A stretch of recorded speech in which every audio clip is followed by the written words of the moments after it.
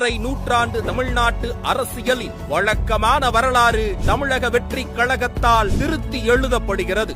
அவர்கள் இல்லை என்றால் இவர்கள், இவர்கள் இல்லை என்றால் அவர்கள் என்று ஏதாவது ஒன்றுக்குத்தான் வாக்களித்தாக வேண்டும் என்ற கட்டாயத்தை மக்கள் மீது திணித்து வந்த வழக்கமான அரசியலுக்கு இனி தமிழ்நாட்டில் இடமில்லை என்பதை எடுத்து காட்ட மதுரை மாநாடு அழைக்கிறது.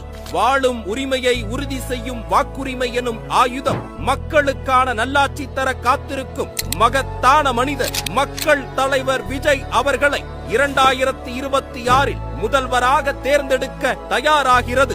அந்த எழுச்சியின் அடையாளமாய் மாமதுரை மண்ணில் வாகை சூடும் வரலாறு திரும்புகிறது. வெற்றி பேரணியில் தமிழ்நாடு தலைவர் விஜயுடன் தொடர்கிறது.